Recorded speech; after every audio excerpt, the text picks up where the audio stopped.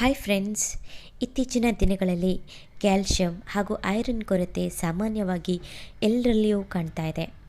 ನಮಗೆ ಗೊತ್ತಾಗತ್ತಪ್ಪ ಕ್ಯಾಲ್ಶಿಯಂ ಕೊರತೆ ಆಗಿದೆ ಅಂದ್ಬಿಟ್ಟು ಹೇಗೆ ನಾವು ಫೈಂಡ್ ಔಟ್ ಮಾಡ್ಬೋದು ಅಂತಂದರೆ, ನಮ್ಮ ಮೂಳೆಗಳಲ್ಲಿ ಜಾಯಿಂಟ್ಸ್ಗಳಲ್ಲಿ ಆಗಾಗ ನೋವಾಗ್ತಾ ಇರುತ್ತೆ, ಕೂತ್ಕೊಂಡು ಏಳುವಾಗ ನೋವಾಗ್ತಾ ಇರುತ್ತೆ, ಕಾಲು ಸೆಳೆದಂತಾಗುತ್ತೆ, ಮತ್ತು ಕುತ್ತಿಗೆ ನೋವು, ಮಂಡಿ ನೋವೆಲ್ಲ ಆಗ್ತಾ ಇರುತ್ತೆ. ಕಾಲು ಎಡವಿ ಸ್ವಲ್ಪ ಬಿದ್ದರೂ ಕೂಡ ಮೂಳೆಗಳಲ್ಲಿ ಕ್ರ್ಯಾಕ್ ಬರುತ್ತೆ ಮತ್ತು ಪ್ಲಾಸ್ಟರ್ ಎಲ್ಲ ಹಾಕಬೇಕಾಗುತ್ತೆ.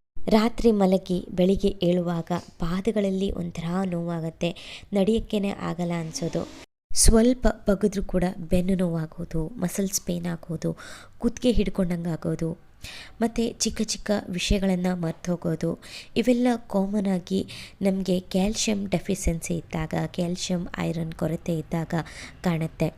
ಮತ್ತು ತುಂಬ ಜನ ಕೆಲವೊಂದು ವಿಷಯಕ್ಕೆ ತುಂಬಾ ಸ್ಟ್ರೆಸ್ ತೆಗೆದುಕೊಳ್ತಾರೆ. ಇದು ಕೂಡ ನಮಗೆ ಕ್ಯಾಲ್ಶಿಯಂ ಕೊರತೆಯಿಂದ ಈ ಡೆಫಿಷಿಯನ್ಸಿ ನಮಗೆ ಬರುತ್ತೆ.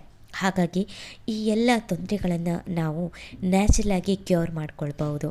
ಸೊ ಮನೆಯಲ್ಲೇ ಇರುವಂತಹ ಕೆಲವೊಂದು ವಸ್ತುಗಳನ್ನು ಬಳಸ್ಕೊಂಡು ಇವತ್ತು ನಾನು ಕ್ಯಾಲ್ಶಿಯಂ ಪೌಡರನ್ನು ಯಾವ ರೀತಿ ಮನೆಯಲ್ಲೇ ನಾವು ತಯಾರಿಸ್ಕೊಳ್ಬೋದು ಎಂಬುದನ್ನು ಹೇಳ್ತಾ ಇದ್ದೀನಿ. ಈ ಕ್ಯಾಲ್ಶಿಯಂ ಪೌಡರನ್ನು ಹೇಗೆ ತಯಾರಿಸ್ಕೊಂಡು ಹೇಗೆ ಇದನ್ನು ಯೂಸ್ ಮಾಡಬೇಕು, ಹೇಗೆ ಇದನ್ನು ತೆಗೆದುಕೊಳ್ಬೇಕು ಅಂತ ಇವತ್ತಿನ ವಿಡಿಯೋದಲ್ಲಿ ತಿಳಿಯೋಣ. ವಿಡಿಯೋ ನಿಮಗೆ ಇಷ್ಟ ಆದರೆ ದಯವಿಟ್ಟು ಲೈಕ್ ಮಾಡಿ, ಇದರಿಂದ ನನಗೆ ಒಳ್ಳೊಳ್ಳೆ ವಿಡಿಯೋಸ್ ಮಾಡೋಕ್ಕೆ ಮೋಟಿವೇಶನ್ ಸಿಗುತ್ತೆ. ಸೊ ಬನ್ನಿ ವಿಡಿಯೋ ನೋಡೋಣ. ಇವಾಗ ವಿಡಿಯೋ ಕೆಳಗಡೆ ಕಾಣಿಸ್ತಿರುವಂತಹ ರೆಡ್ ಕಲರಿನ ಸಬ್ಸ್ಕ್ರೈಬ್ ಬಟನನ್ನು ಒತ್ತುವುದರೊಂದಿಗೆ ನನ್ನ ಚಾನಲನ್ನು ಸಬ್ಸ್ಕ್ರೈಬ್ ಮಾಡ್ಕೊಳ್ಳಿ. ಹಾಗೂ ಪಕ್ಕದಲ್ಲೇ ಒಂದು ಬೆಲ್ಲೈಕನ್ ಬರುತ್ತೆ, ಅದನ್ನು ಕೂಡ ಕ್ಲಿಕ್ ಮಾಡಿ ಆಲ್ ಅಂತ ಪ್ರೆಸ್ ಮಾಡಿ. ಕ್ಯಾಲ್ಶಿಯಂ ಪುಡಿಯನ್ನು ತಯಾರಿಸಲಿಕ್ಕೆ ನಾನು ಕಪ್ಪು ಎಳ್ಳನ್ನು ತೆಗೆದುಕೊಂಡಿದ್ದೀನಿ. ಮೂರ್ತಿ ಚಿಕ್ಕದಾದರೂ ಕೀರ್ತಿ ದೊಡ್ಡದು ಎಂಬ ಮಾತಿನಂತೆ ಸಾವಿರಾರು ವರ್ಷಗಳಿಂದ ನಾವಿದನ್ನು ಅಡುಗೆಗಳಲ್ಲಿ ಬಳಸ್ತಾ ಬಂದಿದ್ದೀವಿ. ಇದರಲ್ಲಿರುವಂಥ ಪೋಷಕಾಂಶಗಳು, ವಿಟಮಿನ್ಸ್ಗಳು ನಮ್ಮ ಆರೋಗ್ಯವನ್ನು ವೃದ್ಧಿ ಮಾಡುತ್ತೆ, ಮೂಳೆಗಳನ್ನು ಸ್ಟ್ರಾಂಗ್ ಮಾಡುತ್ತೆ. ಶುಗರ್ ಪೇಷಂಟ್ಸ್ಗೆ ಇದು ಒಳ್ಳೆಯದು. ಇದರಲ್ಲಿ ಕ್ಯಾಲ್ಶಿಯಮು, ಜಿಂಕು, ಕಬ್ಬಿನಾಂಶ, ಮ್ಯಾಗ್ನೀಷಿಯಂ, ಫಾಸ್ಫರಸ್ ಹಾಗೂ ನಾರಿನಂಶ, ವಿಟಮಿನ್ B6 ಕೂಡ ಇದೆ. ಎಳ್ಳಿನಲ್ಲಿರುವಂತಹ ಖನಿಜಗಳು ಫಾಸ್ಫರಸ್ಸು, ಕ್ಯಾಲ್ಶಿಯಮು, ಜಿಂಕು ಮೂಳೆಗಳನ್ನು ಸ್ಟ್ರಾಂಗ್ ಮಾಡುತ್ತೆ, ಆರೋಗ್ಯವನ್ನು ಬಲಗೊಳಿಸುತ್ತೆ. ಖನಿಜಾಂಶಗಳು ಮೂಳೆಗಳ ಪದರುಗಳನ್ನು ನಿರ್ಮಾಣ ಮಾಡಿ ಅದನ್ನು ಬಲಗೊಳಿಸುತ್ತೆ. ನಮಗೆ ಮೂಳೆಗಳಿಗೆ ಪೆಟ್ಟು ಬಿದ್ದಾಗ ಅದನ್ನು ರಿಪೇರ್ ಮಾಡಿ ಬಲಗೊಳಿಸುವಂಥ ಕೆಲಸ ಈ ಎಳ್ಳು ಮಾಡುತ್ತೆ. ಈ ಎಳ್ಳನ್ನು ನಾವು ಚೆನ್ನಾಗಿ ಹುರ್ಕೊಳ್ಳೋಣ. ಇದು ಸ್ವಲ್ಪ ಪಟಪಟ ಅಂತ ಸೌಂಡ್ ಬರುತ್ತೆ, ಅಲ್ಲಿವರೆಗೆ ಹುರ್ಕೊಳ್ಳಿ.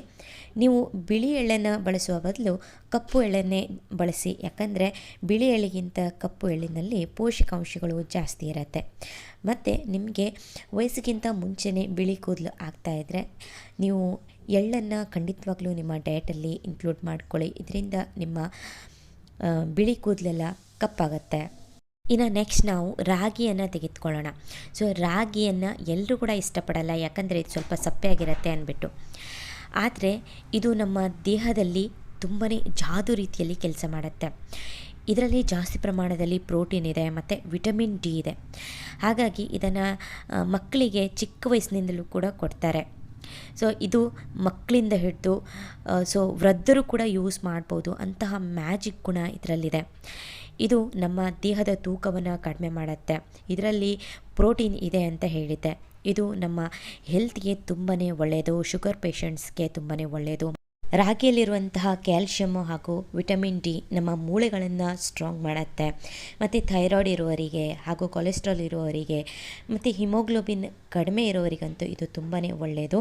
ಹಾಲಿಗಿಂತ ಜಾಸ್ತಿ ಪ್ರಮಾಣದಲ್ಲಿ ನಮಗೆ ಕ್ಯಾಲ್ಶಿಯಮ್ಮು ಈ ರಾಗಿಯಿಂದ ಸಿಗುತ್ತೆ. ಮತ್ತು ಡೆಲಿವರಿ ಆದ ನಂತರ ಕೆಲವೊಬ್ಬರಿಗೆ ರಕ್ತದ ಕೊರತೆ ಅನಿಸ್ತಾ ಇರುತ್ತೆ, ಅಂಥವರು ರಾಗಿಯನ್ನು ಖಂಡಿತವಾಗ್ಲೂ ತಿನ್ನಿ. ಇಲ್ಲಿ ನಾನು ಅರ್ಧ ಕಪ್ನಷ್ಟು ರಾಗಿ ಹಿಟ್ಟನ್ನು ಹುರ್ಕೊಳ್ತಾ ಇದ್ದೀನಿ. ಸ್ವಲ್ಪ ಇದರ ಹಸಿ ವಾಸನೆ ಎಲ್ಲ ಹೋಗಬೇಕು. ಚೆನ್ನಾಗಿ ಇದನ್ನು ನಾವು ಹುರ್ಕೊಳ್ಳೋಣ 4-5 ನಿಮಿಷದವರೆಗೆ.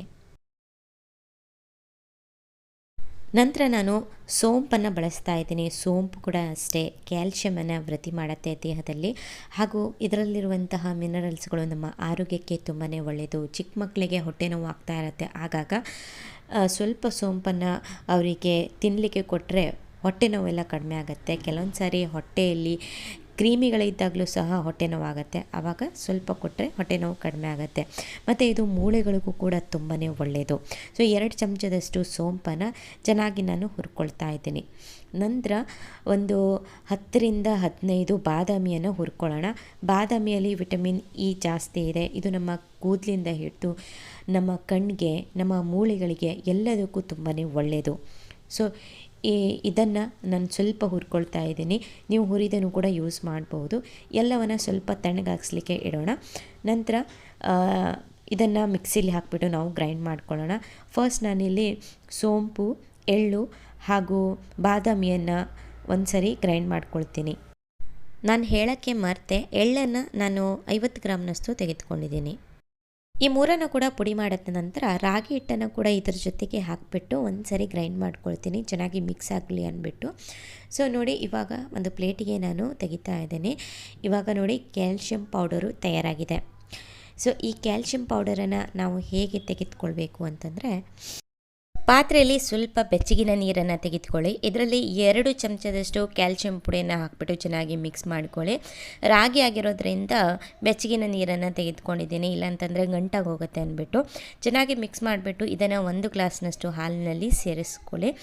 ಸೊ ಬೇಕಿದ್ದರೆ ಸ್ವಲ್ಪ ಬೆಲ್ಲನಾದರೂ ಕೂಡ ಯೂಸ್ ಮಾಡ್ಕೊಳ್ಬೋದು, ಅಥವಾ ಕಲ್ಲು ಸಕ್ಕರೆ ಏನಾದರೂ ಯೂಸ್ ಮಾಡ್ಕೊಳ್ಳಿ. ಸೊ ಈ ರೀತಿಯಾಗಿ ನೀವು ತಯಾರಿಸ್ಕೊಂಡು ಕುಡಿಬಹುದು. ರಾಗಿ ದೇಹಕ್ಕೆ ತಂಪು ಮಾಡುತ್ತೆ. ಹಾಗಾಗಿ ಯಾರಿಗೆಲ್ಲ ಪದೇ ಪದೇ ಶೀತ, ನೆಗಡಿ ಹಾಗೂ ದಮ್ಮೆಲ್ಲ ಆಗ್ತಾ ಇರುತ್ತೋ ಅಂಥವರು ಇದನ್ನು ನೋಡಿಕೊಂಡು ತೆಗೆದುಕೊಳ್ಳಿ. ಹಾಗೆ ನಾವು ಇದರಲ್ಲಿ ಎಳ್ಳನ್ನು ಕೂಡ ಹಾಕಿದ್ದೀವಿ. ಎಳ್ಳು ಸ್ವಲ್ಪ ಹೀಟಾಗಿರುತ್ತೆ. ಸೊ ಎಳ್ಳು ಮತ್ತು ರಾಗಿ ಸೇರಿಸ್ಬಿಟ್ಟು ಮಾಡ್ಕೊಂಡಿರೋದ್ರಿಂದ ಇದು ಅಷ್ಟೊಂದು ನಿಮ್ಮ ದೇಹಕ್ಕೆ ಎಫೆಕ್ಟ್ ಆಗದೇ ಇರ್ಬೋದು. ಆದರೂ ಕೂಡ ಕೆಲವೊಬ್ಬರಿಗೆ ನೆಗಡಿ, ಶೀತ ಆದವರು ಇದನ್ನು ನೋಡಿಕೊಂಡು ಬಳಸಿದ್ರೆ ಒಳ್ಳೆಯದು. ಒಂದು ವೇಳೆ ನಿಮಗೆ ಇದು ಸೂಟ್ ಆಗುತ್ತೆ ಅಂದರೆ ನೀವು ಇದನ್ನು ಕಂಟಿನ್ಯೂ ಕೂಡ ಮಾಡ್ಬೋದು.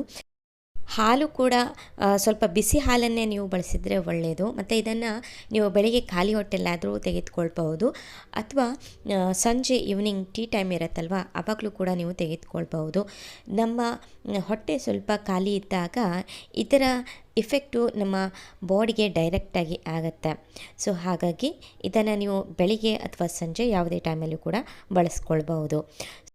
ಈ ಕ್ಯಾಲ್ಶಿಯಂ ಪುಡಿಯು ನಿಮ್ಮ ಮೂಳೆಗಳಿಗೆ ಒಳ್ಳೆಯ ಸ್ಟ್ರೆಂತ್ ಕೊಡುತ್ತೆ. ಮೂಳೆಯಲ್ಲಿರುವಂತಹ ನೋವೆಲ್ಲ ತೆಗೆದು ಹಾಕಿ ಹೊಸ ಚೈತನ್ಯ ನಿಮ್ಮ ಬಾಡಿಯಲ್ಲಿ ಮೂಡುತ್ತೆ. ಸೊ ಫ್ರೆಂಡ್ಸ್, ತಿಳ್ಕೊಂಡಲ್ವಾ ಮನೇಲಿ ಇರುವಂಥ ವಸ್ತುಗಳಿಂದ ಯಾವ ರೀತಿ ನಾವು ಕ್ಯಾಲ್ಶಿಯಂ ಪುಡಿಯನ್ನು ತಯಾರಿಸ್ಕೊಳ್ಬೋದು ಅಂತ. ಇದನ್ನು ನೀವು ಚಿಕ್ಕ ಮಕ್ಕಳಿಂದ ಹಿಡಿದು ವೃದ್ಧರು ಕೂಡ ಯೂಸ್ ಮಾಡ್ಬೋದು, ಯಾವುದೇ ಪ್ರಾಬ್ಲಮ್ ಇಲ್ಲ. ಮಕ್ಕಳಿಗೆ ಕೊಡೋದಾದರೆ 1 ಚಮಚದಷ್ಟು ಕೊಟ್ಟರೆ ಸಾಕಾಗತ್ತೆ. ಸೊ ಫ್ರೆಂಡ್ಸ್, ಇವತ್ತಿನ ಈ ವಿಡಿಯೋ ನಿಮಗೆ ಇನ್ಫಾರ್ಮೇಟಿವ್ ಆಗಿತ್ತು ಅಂತ ಅಂದ್ಕೊಳ್ತೀನಿ. ಯೂಸ್ಫುಲ್ ಅನಿಸಿದರೆ ದಯವಿಟ್ಟು ಇದನ್ನು ನಿಮ್ಮ ಫ್ಯಾಮಿಲಿ ಫ್ರೆಂಡ್ಸ್ಗಳೊಂದಿಗೆ ಆದಷ್ಟು ಶೇರ್ ಮಾಡಿ. ಹಾಗೂ ಇನ್ನುವರೆಗೆ ನನ್ನ ಚಾನಲನ್ನು ಸಬ್ಸ್ಕ್ರೈಬ್ ಮಾಡ್ಕೊಳ್ತಾ ಇದ್ದರೆ ದಯವಿಟ್ಟು ಸಬ್ಸ್ಕ್ರೈಬ್ ಮಾಡಿ. ರೆಡ್ ಕಲರಿನ ಬಟನ್ ಒತ್ತೋದ್ರೊಂದಿಗೆ ಚಾನಲ್ಗೆ ಸಬ್ಸ್ಕ್ರೈಬ್ ಆಗಿ. ಸೊ ಫ್ರೆಂಡ್ಸ್, ಸಿಗೋಣ ನಾವು ಮುಂದಿನ ವಿಡಿಯೋದಲ್ಲಿ. Thank you.